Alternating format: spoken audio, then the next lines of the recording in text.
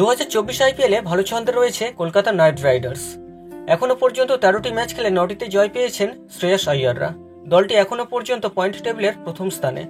বর্তমানে কলকাতার অধিনায়কের ব্যাটিং ফর্ম খারাপ হলেও ভাবাচ্ছে না তার অধিনায়কত্ব নিয়ে। তাহলে কি এটি দলটির মেন্টর গৌতম গম্ভীরের কৃতিত্ব? এবার গম্ভীরেরই ছত্রছায়ায় আইয়ার করে ফেললেন নতুন কীর্তি। কলকাতা নাইট রাইডার্সের প্রাক্তন অধিনায়ক সৌরভ গঙ্গোপাধ্যায়ের 14 বছরের পুরনো রেকর্ডকে ভেঙে দিলেন শ্রেয়াস আইয়ার।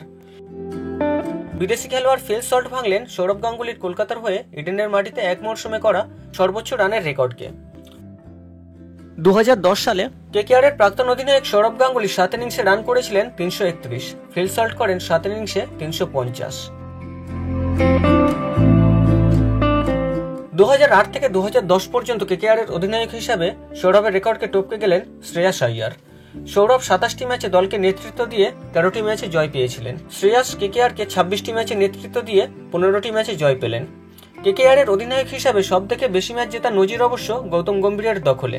কেকেআর মেন্টর দলের অধিনায়ক হিসাবে 108টি ম্যাচ খেলে 61টি ম্যাচে জয় পেয়েছিলেন। কলকাতাকে জিতিয়েছিলেন 2টি শিরোপাও। তাই তো গম্ভীরের জনপ্রিয়তা বাঙালিদের মনে রয়েছে অনেকখানি অংশে জুড়ে। তার নমুনা দেখা গেল সম্প্রতি একটি ভাইরাল ভিডিওতে। গৌতম গম্ভীরের সামনে কান্নায় ভেঙে পড়লেন কলকাতা নাইট রাইডার্সের এক ভক্ত। গেয়ে দিলেন জনপ্রিয় বাংলা গান তোমার হৃদমাচারে রাখবো ছেড়ে দেব না। গম্ভীরকে সামনে পেয়ে ওই সমর্থককে বলতে শোনা গিয়েছে, আমি আপনার খুব বড় ভক্ত, আপনাকে শুধু একটাই অনুরোধ করতে চাই, দয়া করে আপনি আর কখনো কেকেআরকে ছেড়ে যাবেন না।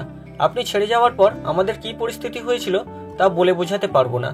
এরপর তিনি হাত জোড় করে বলেন, আপনি আমাদের জন্য কতটা গুরুত্বপূর্ণ বোঝাতে পারবো না। গম্ভীরের সঙ্গে কথা বলার সময় ওই কেকেআর সমর্থকের চোখ জলে ভিজে যায়। তাকে দেখে আবেগপ্রবণ হয়ে পড়েন গৌতম গম্ভীরও।